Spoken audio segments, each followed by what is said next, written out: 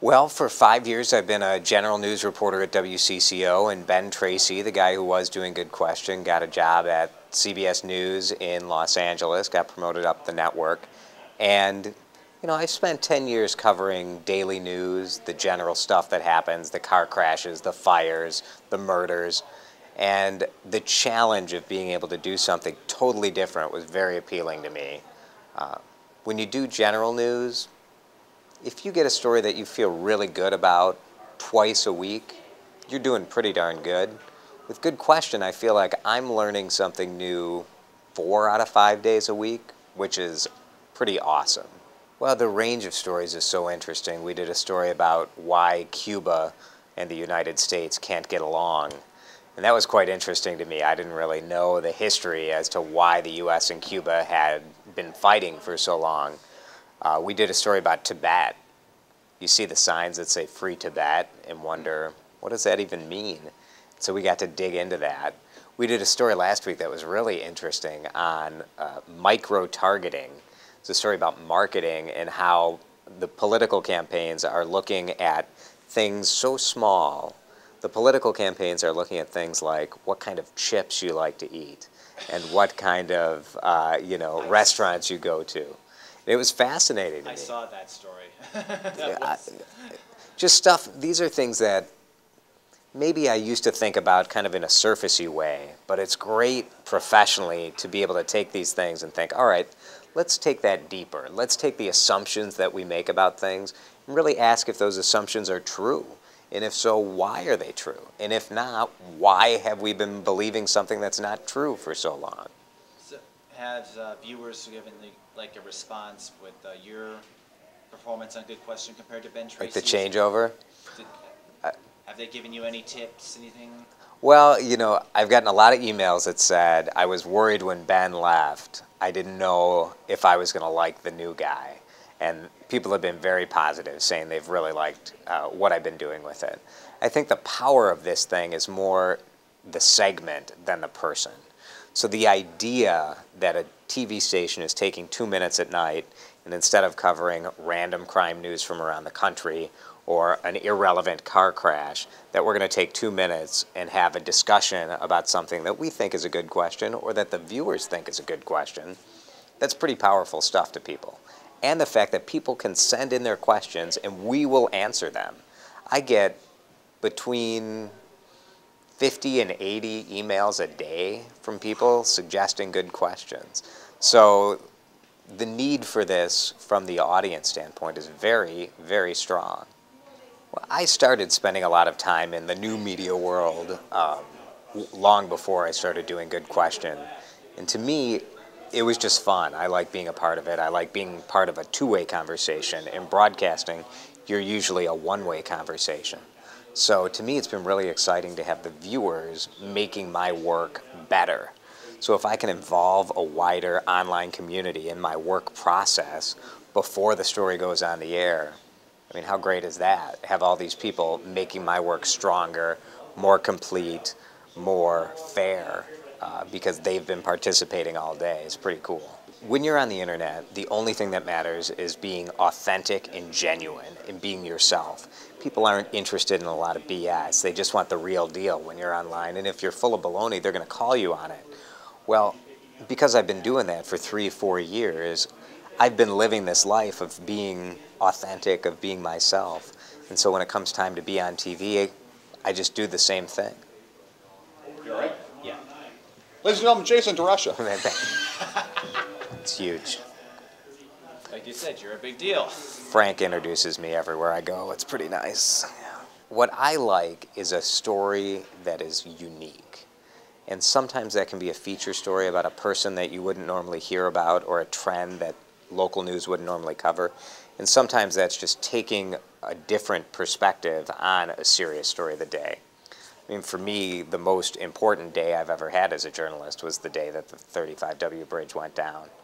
Being one of the first reporters on the scene, one of the first reporters on the air that night, the responsibility that you have when the entire community is turning to television to find out what was happening, I mean, that's a big responsibility, and I was just blown away by all the emails I got from people just saying how calm I was and how they thought I did a great job. Which you think, you know, who cares what I'm doing that night compared to the work of the rescue workers and firefighters who were jumping in the river. But, you know, we were the connection to the wider community as to what was happening that night, and I'm just so proud to have been a part of it. How many jobs are you in that complete strangers will come up to you on the street and say, hey, you're doing a great job? I mean, it's pretty weird. I'm just glad that people care enough to take note. And I'm grateful when people send with negative feedback. There are times that I screw up and I could have done a better job. And the viewers are there to say, you know, you kind of missed the mark on this one. And you know what? Sometimes I do miss the mark. And I really encourage that two-way communication. And I don't get defensive when people tell me that I messed up because, you know, sometimes they're right. What's funny is when you get a really negative email, people are shocked when I respond to it. But I read and respond to just about every email I get. I can't respond to every good question submission because I currently have 1,000 good question submissions sitting in my inbox. I do answer a lot of them, and it's funny when I'll see on a blog or somewhere, people will say, I can't believe that I sent this question in and he responded. And sometimes I'll get a question and I'll respond instantly, and people are even more shocked by that, you know, just because I happen to be sitting at the computer when it popped in and I'll just respond to it. But to me, I mean, if people are going to trust us enough to say, hey, help guide us towards some answers, the least I can do is answer their emails when they write in. It does take up a lot of my time, though. I mean, I spend more of my day working on email, my blog, writing my web script, sending out the video email I do every day, than I actually spend producing the story that I put on television each night. And that's been quite a change over the past couple of years, where I would say more than 50% of my day is spent on other activities besides the actual production of my story. Well, I'm a firm believer in maximizing what you have and not dwelling too much on what you missed. And so I try to just deal with it. Now, in the Good Question segment, our entire segment rests on one expert. And so if we lost that interview, we'd have to go do it again. I couldn't just resuscitate the story without that. But there have been times where I've had blue video, I've had nat sound that doesn't work out, I've had audio that's distorted. And as the reporter, I feel it's my obligation to not put a photographer in a situation of trying to rescue something. I just don't pick the soundbite that was out of focus or where the microphone was popping or whatever.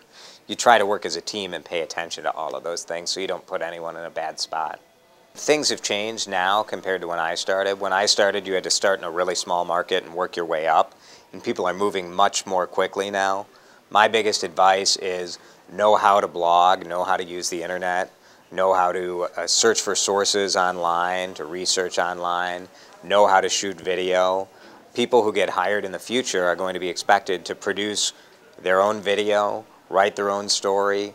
You know, people may be driving around in a car with a laptop, a little HD camera, an internet connection, and be expected to file their stories from the field and maybe never even come into the newsroom. You need to be ready to do all of that. Now, if you're lucky, you'll get the opportunity to work with a photographer, but you need to be ready to do everything. It's expected that you'll know how to do all of this stuff. I still think there's a great future for this business. I think there's a hunger out there for people for information. What there's a lack of people out there who are good writers and good storytellers and understand how to dig for news. And if you can write, you can tell a compelling story, and you can research to get the facts right, you're gonna be fine. It's funny, I know some journalists are uncomfortable with like the amount of sharing that I do about my family. My goal with some of that has always been to let people understand that as a journalist, I'm just a regular person living in town just like you. I'm not this scary, evil media empire. I'm just a guy. So it's been fun sharing that stuff with people, and people seem to respond to it. Having kids really does change your perspective on covering the news.